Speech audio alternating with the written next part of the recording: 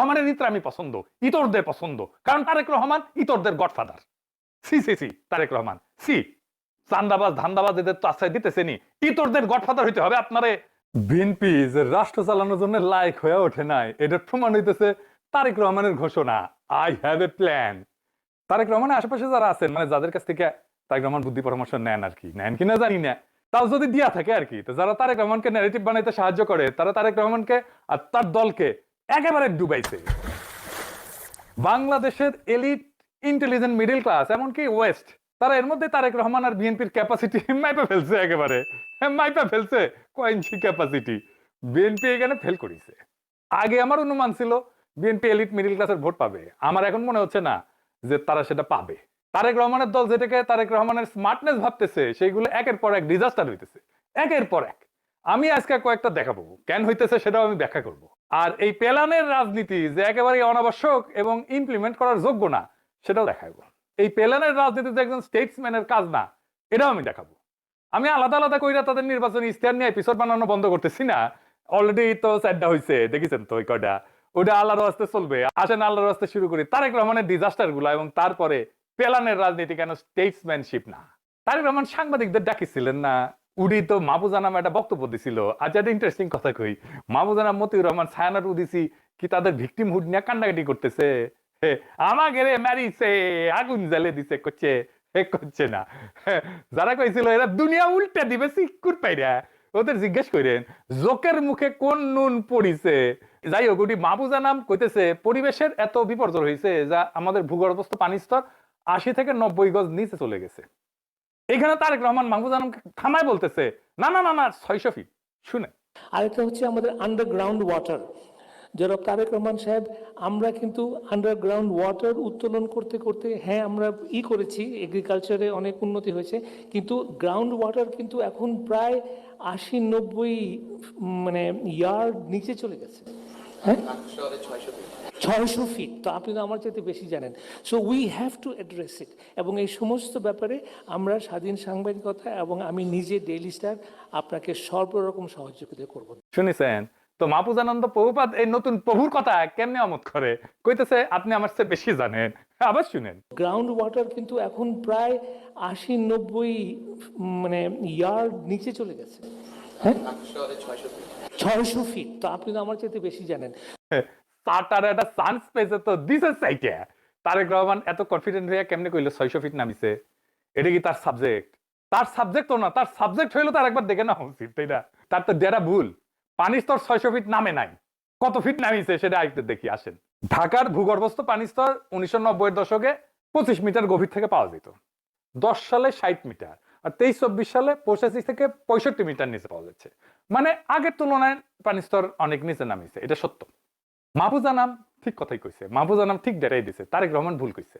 কিন্তু মাহফুজা নাম এতই স্যাটপি যে নিজে যে ঠিক কইছে এটা কবিতাটি, এই জন্যই রাষ্ট্র বিপদে পড়ে। তারেক রহমানের সামনে যায় কবে আপনি আমার চেয়ে বেশি বুঝেন, হ্যাঁ হ্যাঁ, এটা কইলে যদি একটু সদয় হয় তারেক রহমান।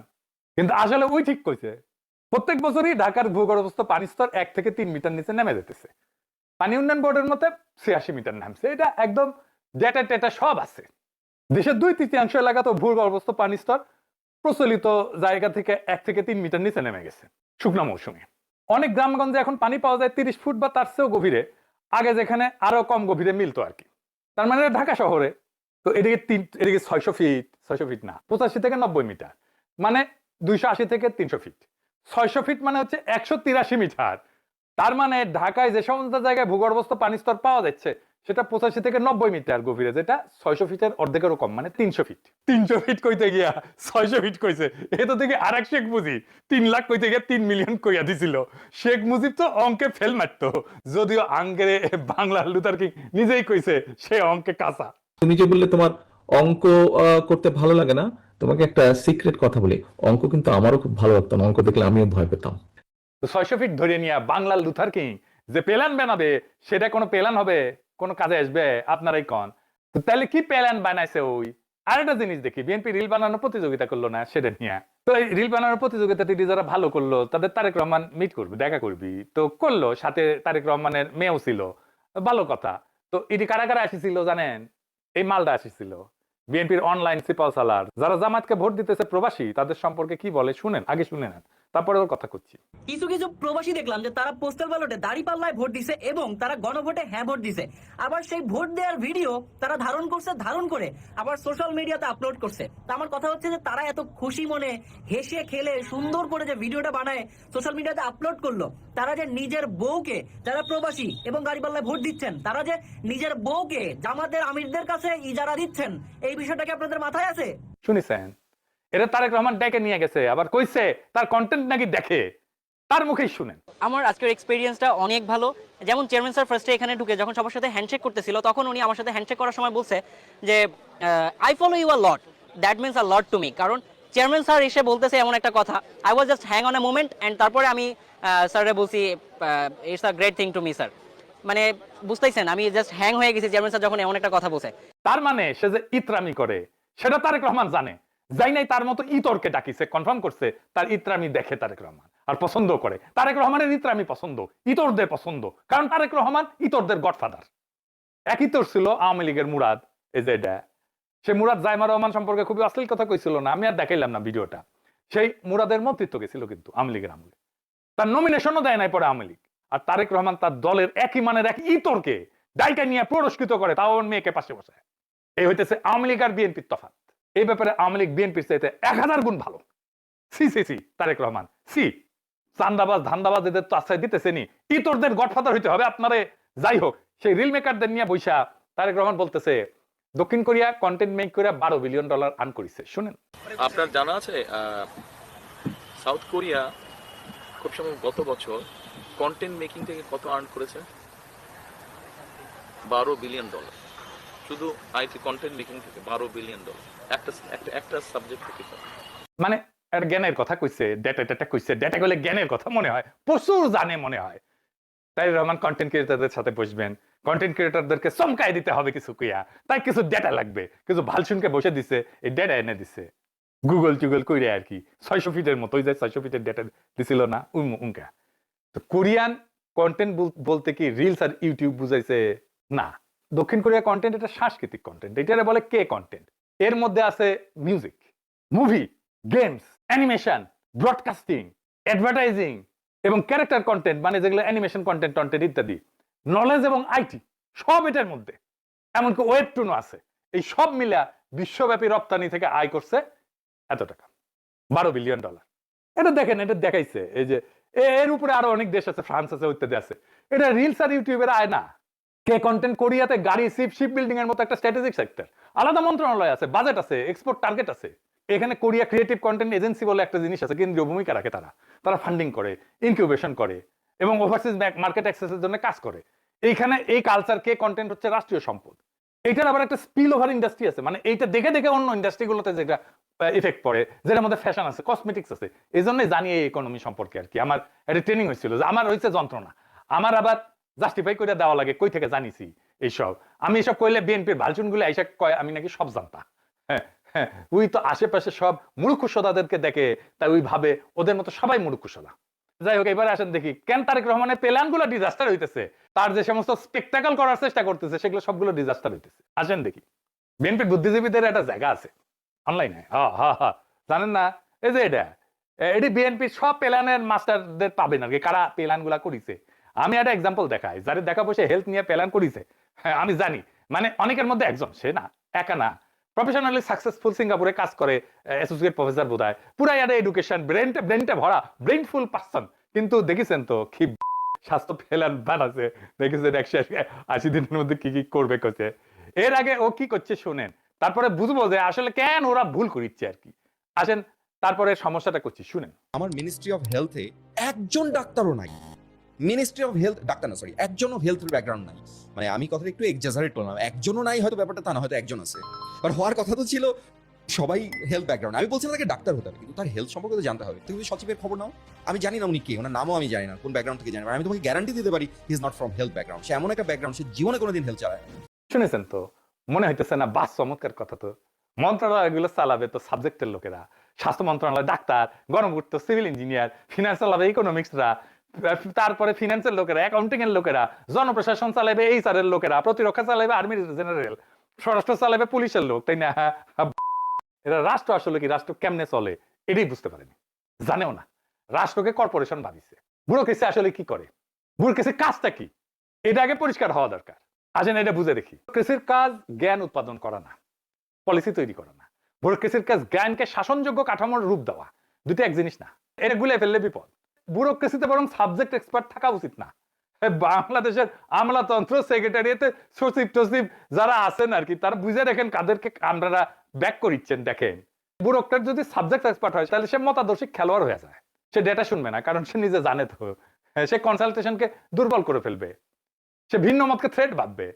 এটা আধুনিক রাষ্ট্রের ডিজাস্টারের ফর্মুলা। পৃথিবীর কোথাও সাবজেক্ট এক্সপার্ট ব্যুরোক্রেট নাই। আপনি পৃথিবীর যে কোনো কার্যকর রাষ্ট্র দেখেন, ফাইন্যান্স মিনিস্ট্রিতে সবাই অর্থনীতিবিদ না, পূর্ত মিনিস্ট্রিতে সবাই ইঞ্জিনিয়ার না, ডিফেন্স মিনিস্ট্রিতে সবাই জেনারেল না, হেলথ মিনিস্ট্রিতে সবাই ডাক্তার না। এটাই স্বাভাবিক, কারণ রাষ্ট্র চলে ডিভিশন অফ লেবার দিয়া, ফিউশন অফ ইগো দিয়া না। মানে হেলথ মিনিস্ট্রির কাজ কি? হাসপাতাল বানানো, বাজেট বরাদ্দ করা, বাজেট ম্যানেজমেন্ট করা, হিউম্যান রিসোর্স ম্যানেজমেন্ট করা, মানে মানব সম্পদের ম্যানেজমেন্ট করা, প্রকিউরমেন্ট পলিসি কোঅর্ডিনেশন করা, ক্রাইসিস ম্যানেজমেন্ট করা, তাই না? এর বাইরে তো কিছু না। কিন্তু ধরেন রোগ নির্ণয় করা, চিকিৎসা পদ্ধতি ঠিক করা, ক্লিনিক্যাল গাইডলাইন লেখা, এগুলো কার কাজ? এগুলো ডাক্তার গবেষকদের কাজ, পাবলিক হেলথ এক্সপার্টদের কাজ, এপিডেমিওলজিস্টদের কাজ। এইটা করে আলাদা প্রতিষ্ঠান, যেমন আমেরিকাতে আছে সেন্টার ফর ডিজিজ কন্ট্রোল, এইরকম প্রতিষ্ঠান করে। তো সেন্টার ফর ডিজিজ কন্ট্রোলকে মিনিস্ট্রি বানাই দিলে হবে? হেলথ ব্যুরোক্রেটের কাজ হলো এই যে জ্ঞানগুলো আসবে এক্সপার্টদের কাছ থেকে, এটাকে কিভাবে সিদ্ধান্তে, বাজেটে, সিস্টেমে ঢুকবে, এটা নিশ্চিত করা। এই জন্যই centre for disease control type body থাকে। আমেরিকার স্বাস্থ্য সংক্রান্ত সব নীতি কৌশল বানায় এই সিডিসি। তো মন্ত্রণালয়ের পাশে সিডিসির মতো একটা ইনস্টিটিউট লাগে কেন? লাগে এই জন্যই যে ওইটা থেকে পলিসি আসবে, এখান থেকে ইমপ্লিমেন্টেশন হবে। সিডিসি মন্ত্রণালয় হয় না কেন?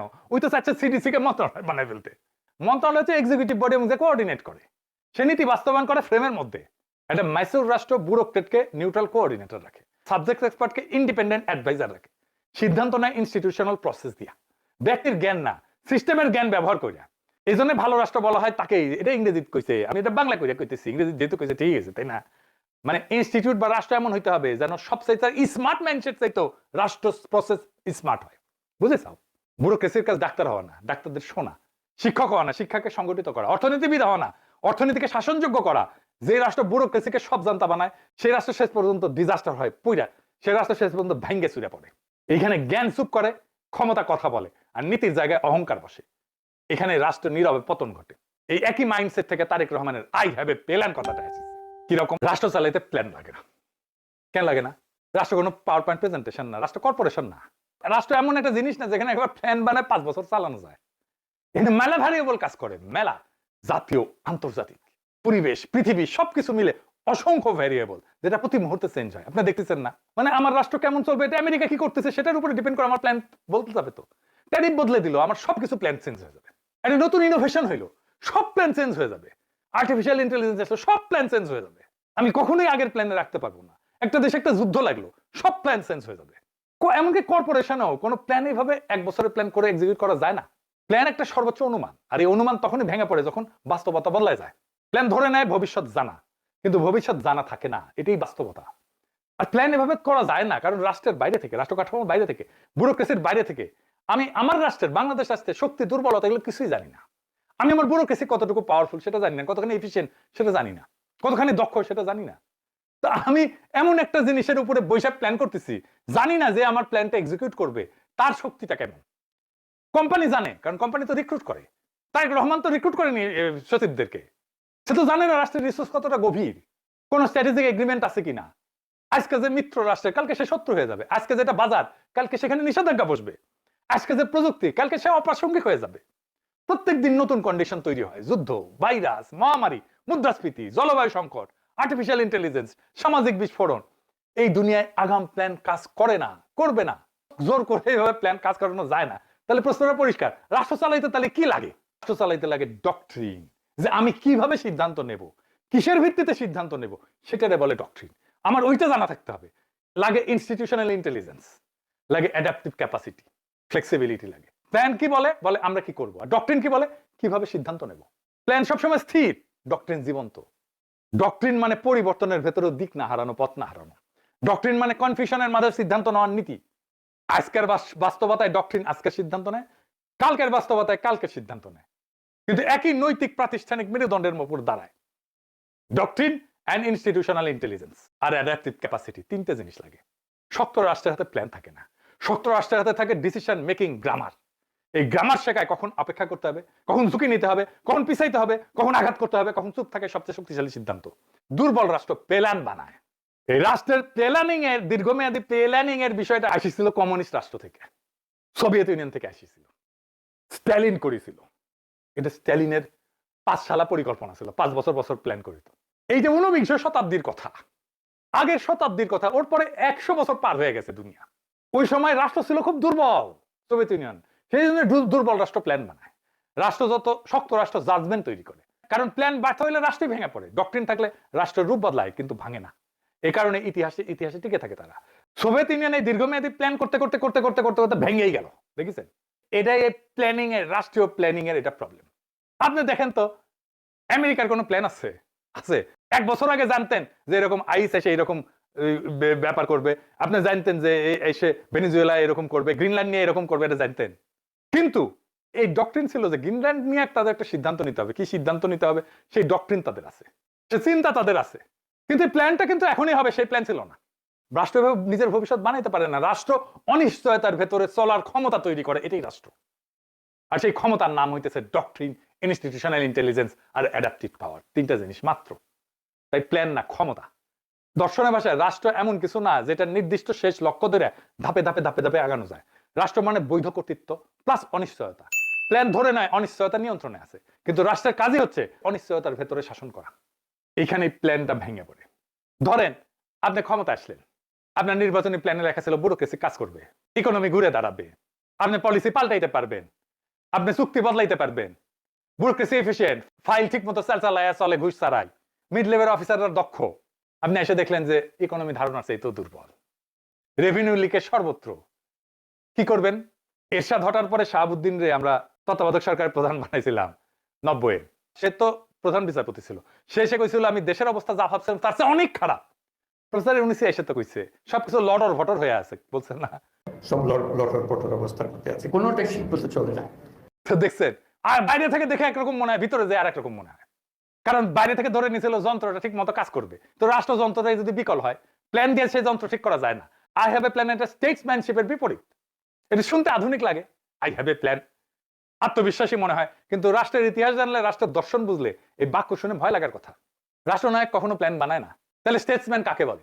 না, যে সে সব প্রশ্নের উত্তর জানে।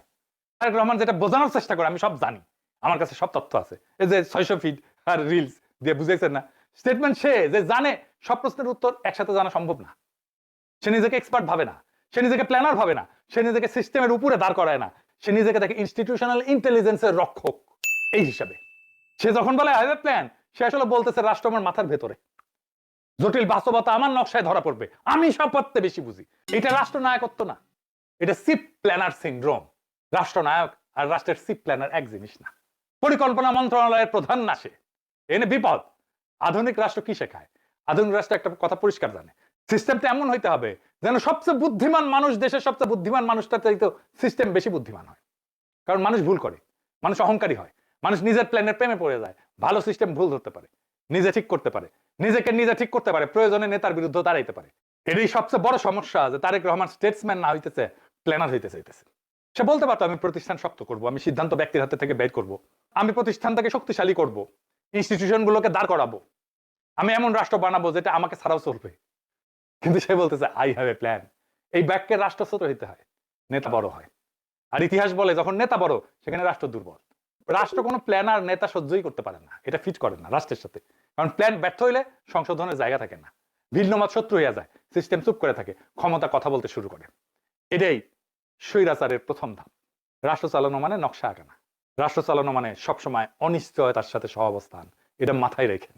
রাষ্ট্র মানেই অনিশ্চয়তা, সারাক্ষণ, সব সময়, প্রত্যেক মুহূর্তে অনিশ্চয়তা। আপনার কোনো প্ল্যান কাজ করবে না, এটাই রাষ্ট্র। যে নেতা বলে আমার প্ল্যান আছে, সে রাষ্ট্রকে নিজের মাথার ভিতরে বন্দী করে ফেলে। আর এই মাথা ভুল করলে রাষ্ট্র পড়ে যায়। তাই বলতেছে তো লোকজন, তারেক রহমান দেশকে বাঁচাবে, একজন মানুষের উপরে দেশ টিকে থাকবে, দেশ এত ফেল না। তো হে বিএনপি বুঝে গেছে যে ভোটে জিতবি না, কান্নাকাটি করিচ্ছে, ভোটের জন্য কি কান্নাকাটি করিচ্ছে দেখেন।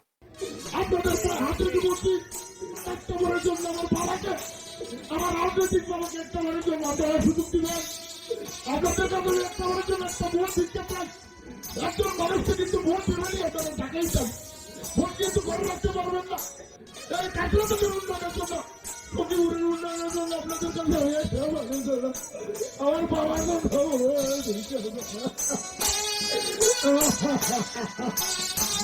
আপনারা ভোট দিবেন, আমার বাবাকে সম্পদে বাড়াবে।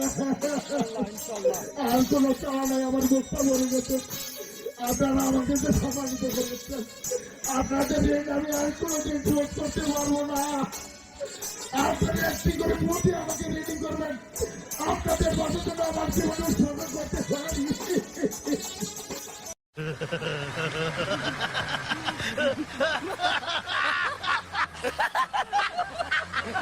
এডিটে সাহেব, আপনি মানুষ ভালো না, এই কান্দনের পরেও হাসি দিলেন।